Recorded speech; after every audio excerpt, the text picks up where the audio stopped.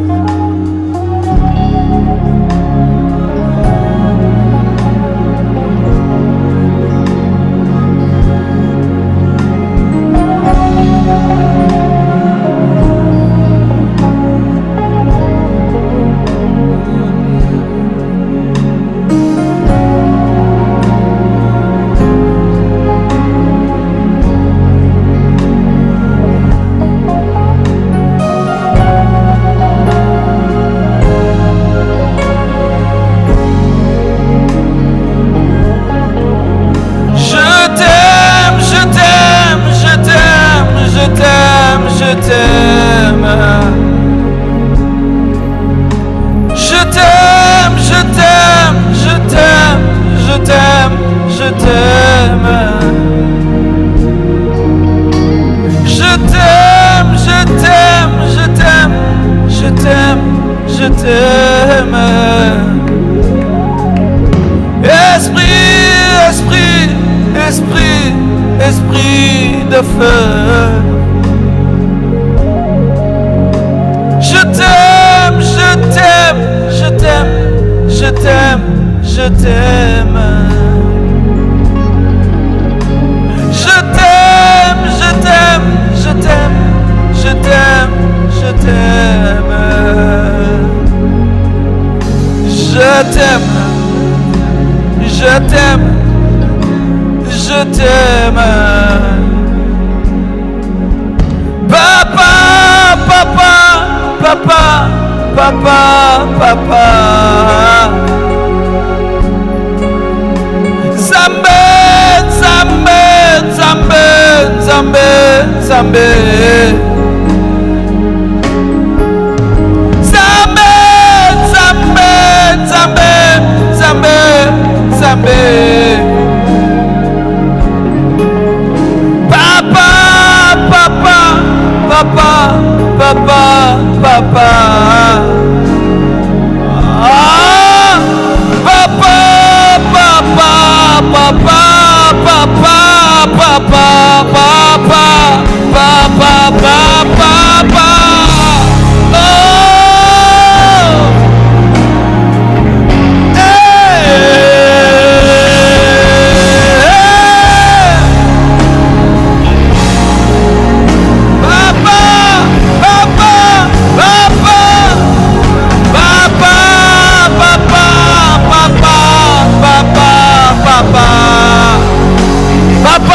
papa est là.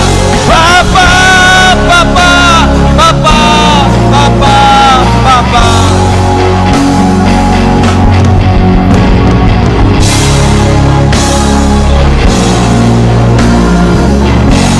Papa, papa.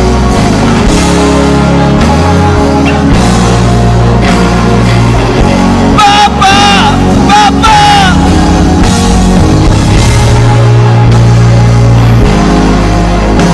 Je suis là, papa.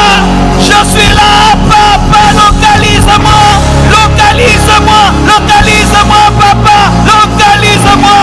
Je suis là, papa. Oh.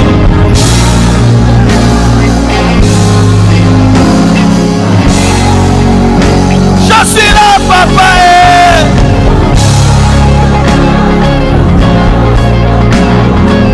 Localise-moi, papa.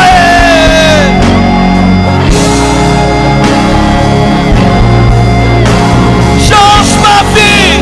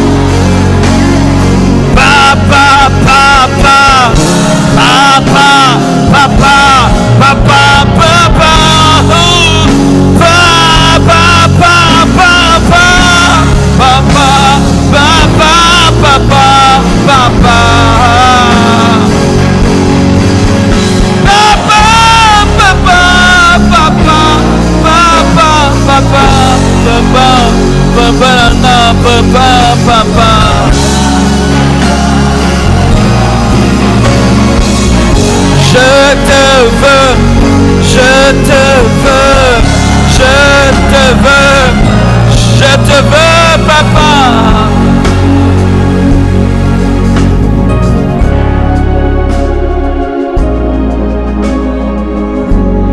Levons les mains. Voici une chose maintenant que je vais vous demander. Nous avons chanté avec la chorale. Nous avons chanté avec les instrumentistes. Maintenant, nous allons expérimenter une chose qu'on appelle l'onction corporative. Qu'est-ce que l'onction corporative? C'est l'onction qui est sur le corps du Christ. Et cette onction est plus grande que l'onction qui est sur un ministère et sur un homme de Dieu. Cette onction a besoin que tout le monde participe au culte pour se manifester. Ensemble, nous allons chanter ce cantique si facile, Alléluia. Les instruments seront bas. La chorale ne va pas chanter, moi non plus. Je vais seulement entonner et vous allez prendre le reste, toute l'église. Et la gloire de Dieu va tomber ici. Alléluia.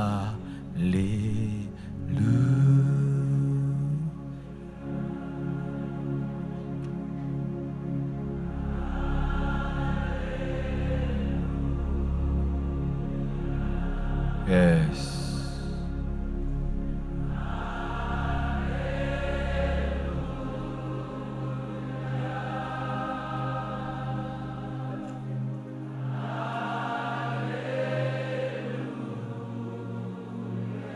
Encore, alléluia.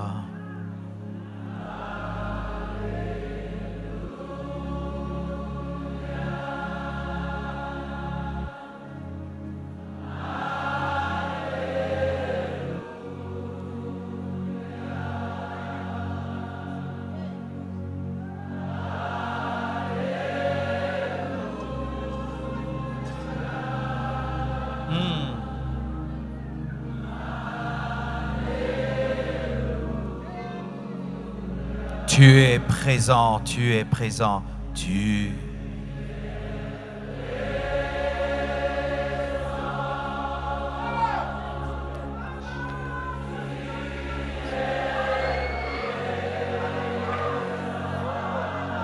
Hey.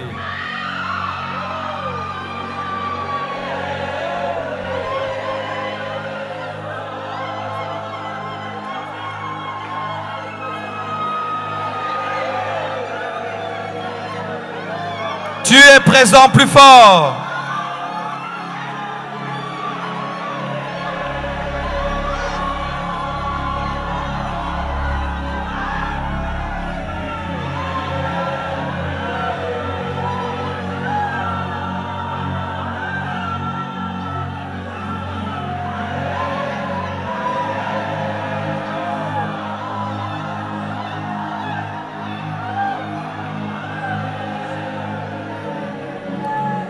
Tu es présent encore plus fort.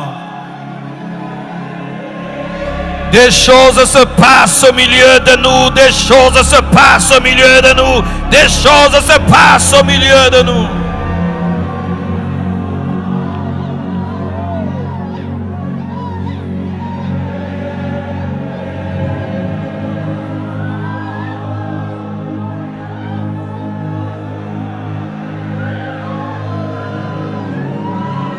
Tu es puissant, chantons, tu es puissant.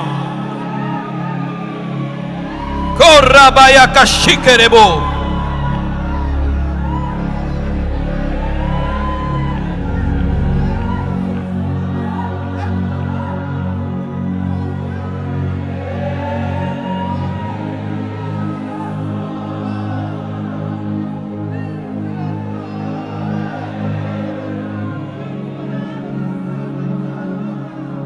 Nous t'invitons.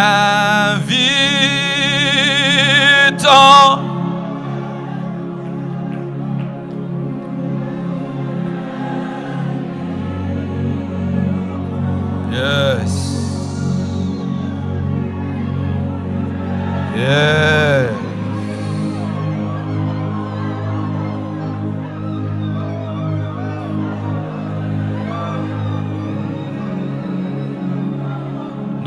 t'invitons encore.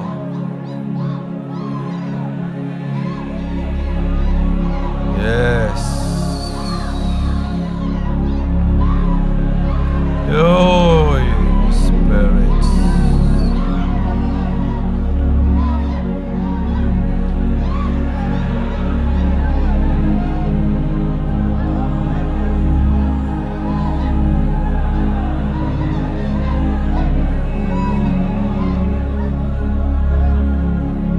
Je vois un océan. Je vois des vagues d'un grand océan qui commence dans le fond de la salle et qui jaillit jusque devant.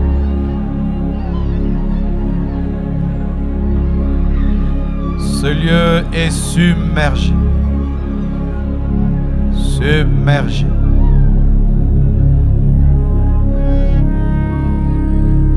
Correquesias.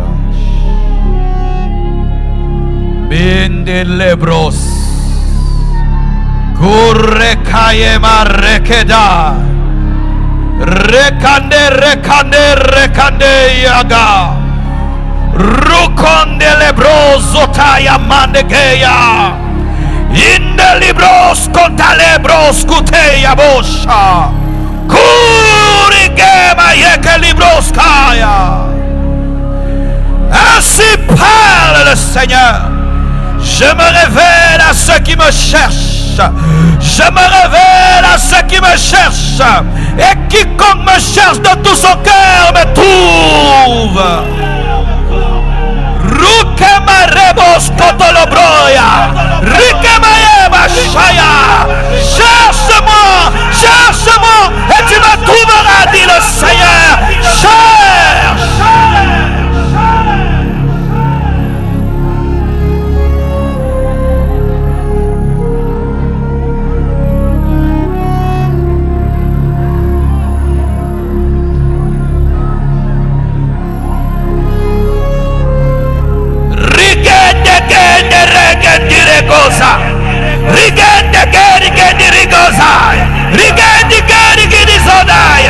Ainsi parle le Seigneur. Rien ne subsiste dans ma présence. Aucune maladie, aucun démon, aucune puissance de ténèbres ne subsiste devant de moi.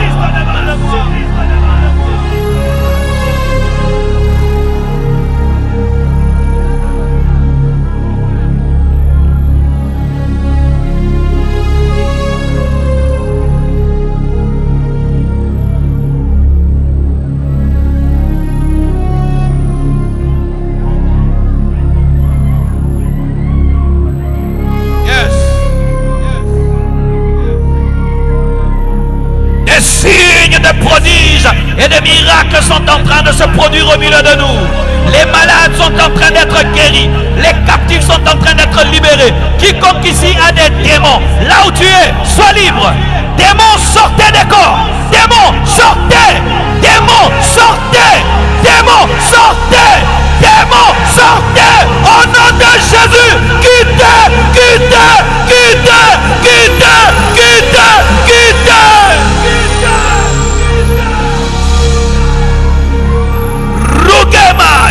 Shikalibroya, Riketiaba. Ainsi parle le Seigneur. Je suis le Dieu immuable. En moi, il n'y a point honte de variation. Cancer, je te commande de quitter le corps. Cancer, sort. Cancer, sort. Sort. Cancer, quitte. Quitte. Cancer, quitte. Cancer, quitte le corps. Cancer, sort au nom de Jésus.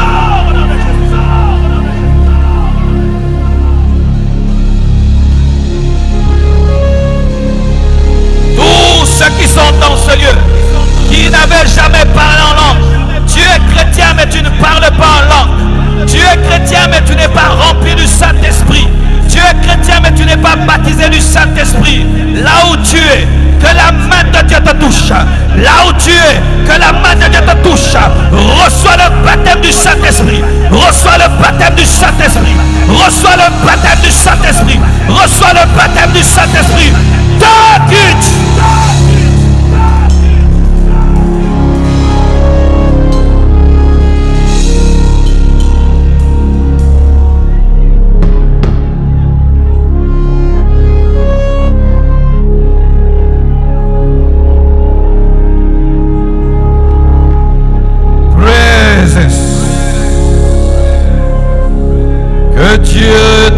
fasse quitter le parvis qui t'amène dans le lieu saint, jusque dans le lieu très saint.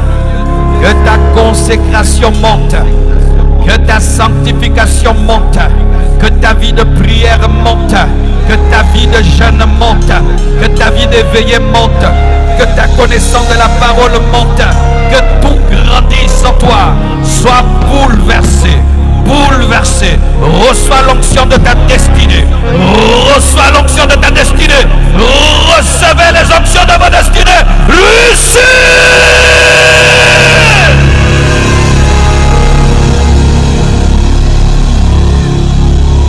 Reçois l'onction de ta destinée, là où tu es, reçois l'onction de ta destinée, reçois les dons spirituels, reçois le don de puissance, reçois le don de miracle, Lucie!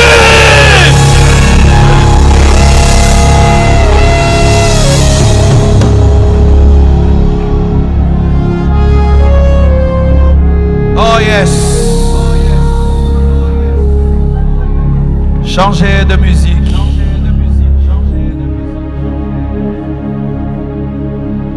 Changez de musique.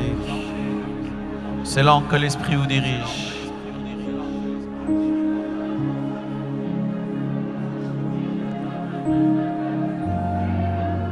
Levez les mains avant de déposer ce micro. Je vais prier pour les revivalistes. J'ai appris que cette ville, Massachusetts, cet État est l'État de l'homme de Dieu, Jonathan Edwards, qui est parmi les puissants serviteurs de Dieu dans le monde. Cet homme pouvait donner une prédication et toute une ville est bougée sans un micro. Lorsque Jonathan Edwards prêchait, les gens tenaient les poteaux, s'accrochaient aux poteaux de l'église pour ne pas aller en enfer, car la conviction était tellement grande. Cet homme a prié et il a demandé des villes et il a dit: si tu me donnes pas, tue-moi. Dans cette ville où aujourd'hui il y a la franc-maçonnerie, un puissant réveil a été déclenché.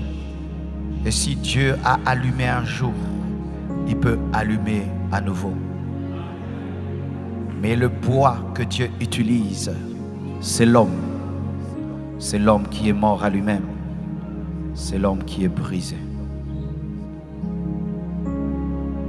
Pour toi, cette conférence a été organisée.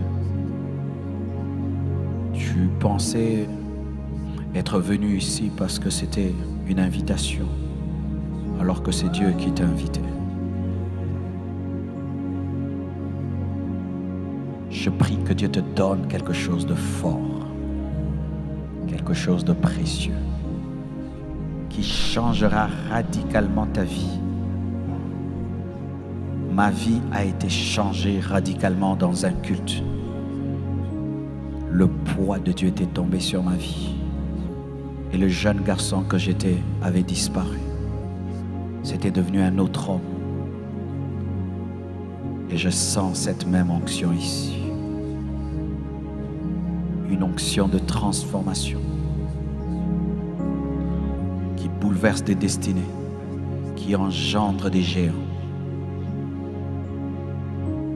Père, au nom de Jésus, toi qui connais ces hommes et qui es caché parmi eux, toi qui peux voir dans la famille d'Isaïe un David en train de paître les brebis de son père, un roi caché dans un berger, toi qui peux voir une reine cachée dans une orpheline, toi qui peux voir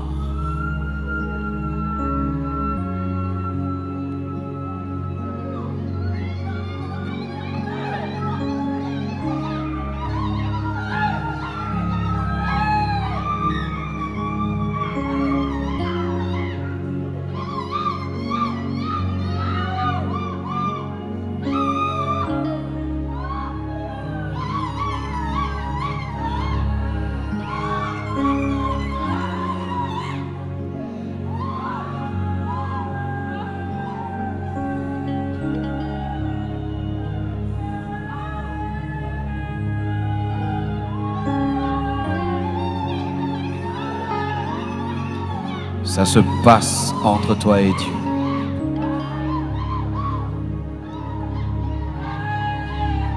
Touche ces hommes. Touche ces femmes.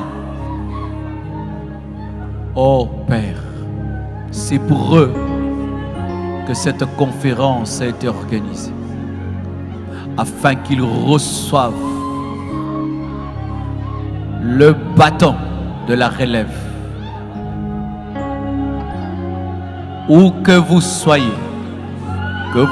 sur cette estrade, que vous soyez devant, que vous soyez au milieu, que vous soyez derrière, que vous soyez dans les couloirs, là où vous êtes, là où vous êtes, là où vous êtes, que le feu du réveil tombe sur vous.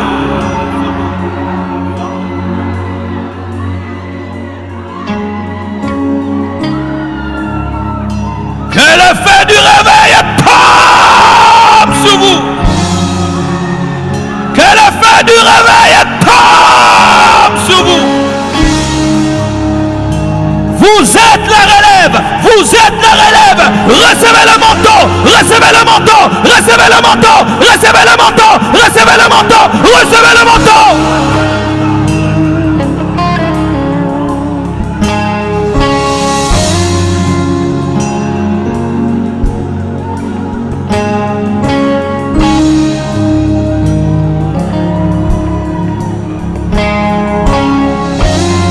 Seigneur Dieu de gloire, je prie que rien ne puisse arrêter ce que tu as commencé. Et je prie que ce feu puisse aller grandissant, grandissant, grandissant, et grandissant, et grandissant, et grandissant, et grandissant encore.